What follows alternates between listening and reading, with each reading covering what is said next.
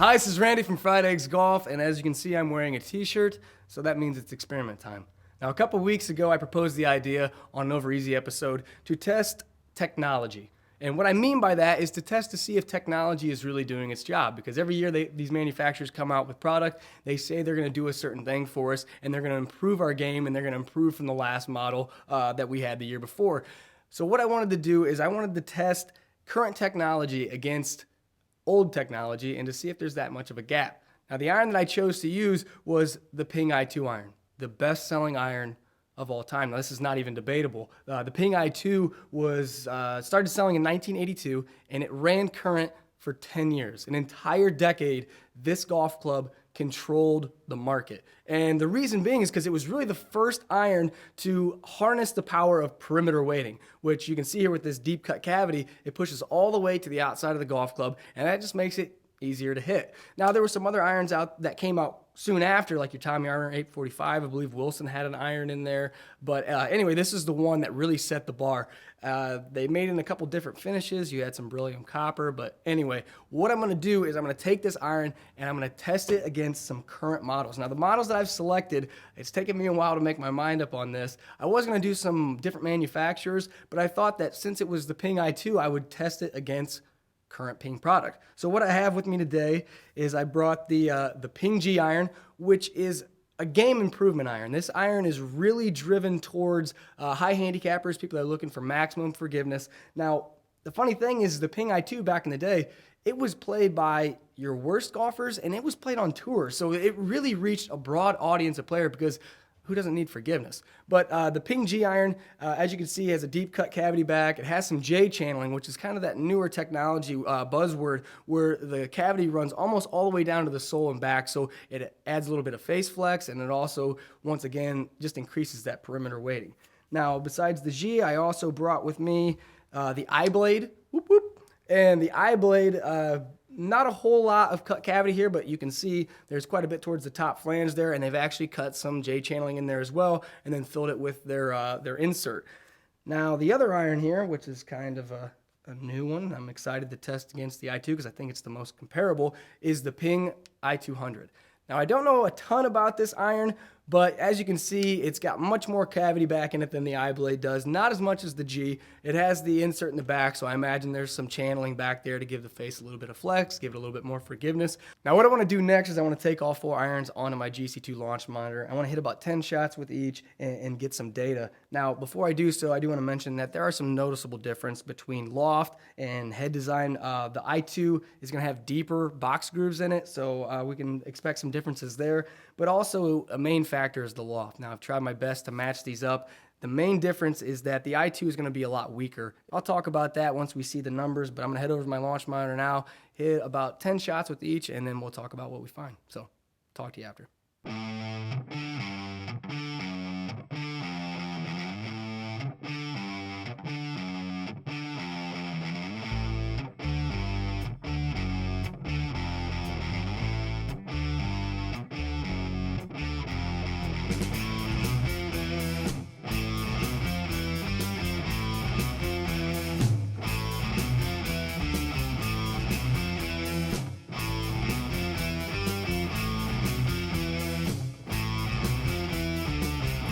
Eyes wide open and then close tight. From away through darkness and head towards the light. Yellow eyes gaze into mine. This thing confronts me. What does it have in mind?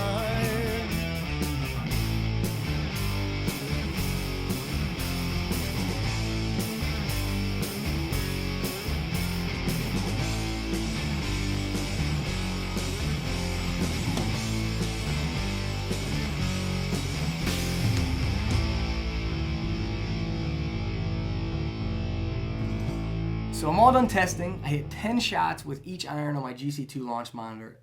But before I dive into the numbers, I do want to explain that I did my absolute best in eliminating as many variables as I possibly could in this experiment, which is why I used the Bridgestone B330S golf ball for every single shot that I hit. And in the iBlade, the i200, and the G iron, I used Ping stock AWT 2.0 stiff steel stock shaft. In the Ping i2, unfortunately, I didn't have that option, so I hit it with the ZZ Lite, which was a stock shaft back in the day. Now, there are some variables that I couldn't control, and one of those being the loft of the iron. So I'm going to do my best to transcribe the data here so it kind of makes sense considering we had to use different lofts for each one of the irons there. But probably the biggest and most important variable is me. I'm not a robot. I feel human emotions, and therefore I am not as consistent as a robot when it comes to striking a golf ball. So the way I'm going to do this is I'm going to compare each one of the current model Ping irons next to one another, and then I'm going to throw in the i2 there at the end. So let's keep in mind the loft difference between these clubs though. Even though I played them at the same length, the iBlade was at 34 degrees, the i200 was at 33, and the G was at 30.5. The iBlade, let's look at that. Average ball speed was at 119.3 miles an hour. Average launch angle at 20.6. Total spin average, 6104. Average carry distance, 165 yards. And you may notice that I did test this iron out in the summer months, and I did hit it a little bit farther. A lot of that has to do with the fact that I am super rusty now, and I'm definitely not creating the ball speed that I was a couple months ago when I was in playing form, and I was hitting a lot more shots. So, next is the i200. We look at average ball speed.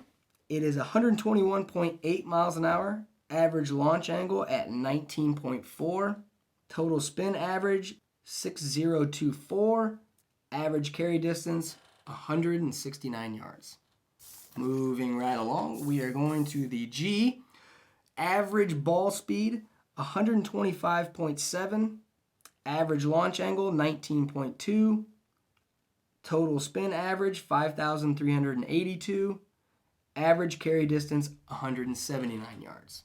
Don't get excited, just wait. Ball speed was the fastest on the G. It was at 125.7, then followed by the i200 at 121.8, and then the iBlade at 119.3.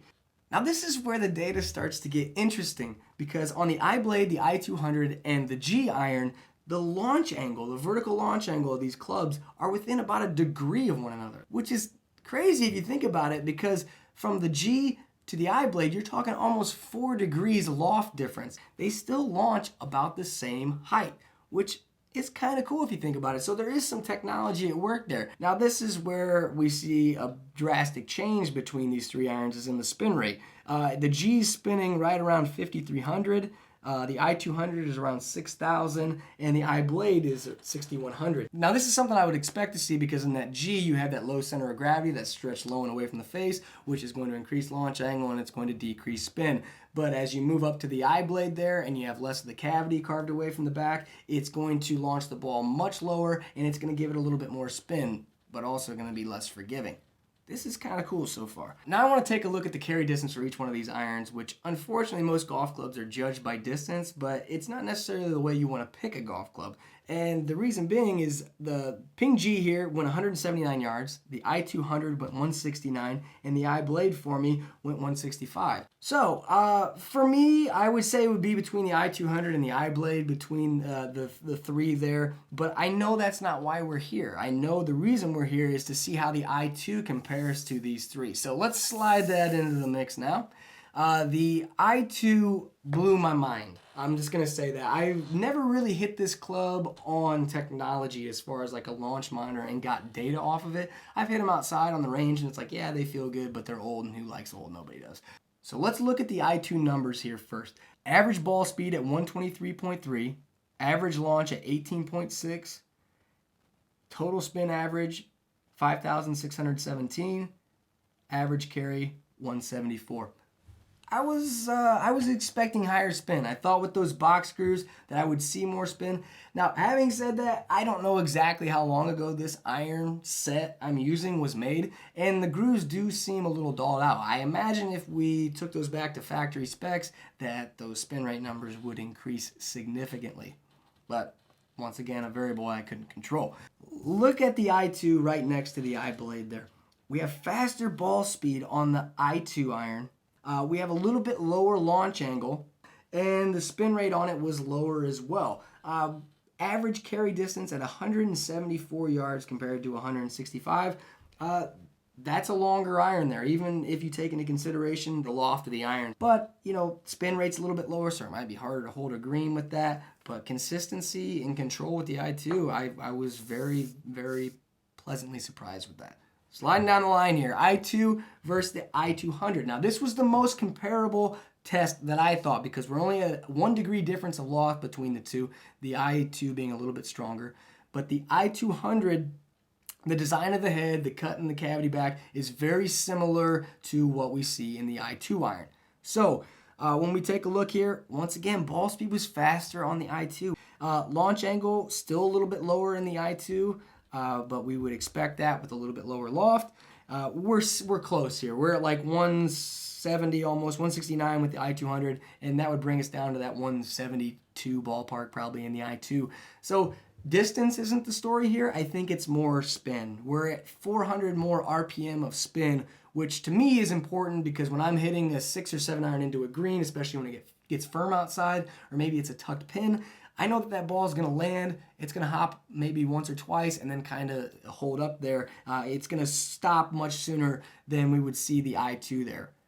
I wish I had fresh screws on that thing because I think it would be much closer. But once again, that's 35 years difference in technology, and I wouldn't say that's a night and day difference. Now we're going to slide on to the Ping G. Ping G is a degree and a half stronger. It's a little bit more cut cavity back, so we can expect to see some launch differences there. But ball speed, 125.7 on the G, like I stated before. So ball speed definitely higher on the G iron. Launch angle, half a degree higher on there, which is not as much as I thought it would be. We're at 5,382 on the G, 5,617 on the i2. So the Ping G iron launched higher with less spin, which is your recipe for distance if you want to get more yardage that way. So even if we take into consideration the degree and a half difference there between the two, the Ping G still wins out as far as being able to hit the ball farther. The Ping i2 feels amazing when you hit it in the center, and it performs amazingly. For an iron that's 35 years old, it's absolutely crazy. Now, when you toe and heel this club, it still performs okay, but there is a drastic drop-off in total distance. Now, if you take into consideration that my farthest shot that I hit with the Ping G in the air was 182 yards. Now, my worst shot was at 177 yards. That's 5 yards difference between my best and worst shot with the Ping G, and trust me, they were some hardcore misses. Now, the Ping i2, same kind of situation here. My best shot with that carry distance was 179 yards, which is pretty close to what my best with the Ping G was. Now, the problem is when I mishit it, it dropped down to 165 yards, was my shortest one. Now, in conclusion, this was an eye-opening experiment for me. I wasn't expecting the i2 iron to hold much water or to really perform that well against the current technology, but I think I've somewhat proven that it kind of does. It depends on what you're looking for an iron to do. If you're looking for an iron to go farther or to get more distance, hit a 6 iron instead of a 7 iron. It's just that easy. But if you're looking for a club to be more forgiving as far as giving you better ball speed on off-center shots, yeah, I think I've also proven that technology provides that with deeper cut cavities, perimeter weighting, thinner faces.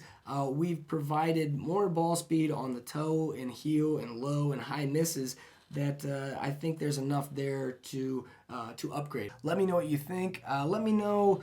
I'm sure I probably made a mistake somewhere along the line, and you guys will point that out to me, and I'll use that information to get better next time. So thanks for watching. As always, subscribe to the channel. Put all comments and questions down below. But until then, I will see you guys next time.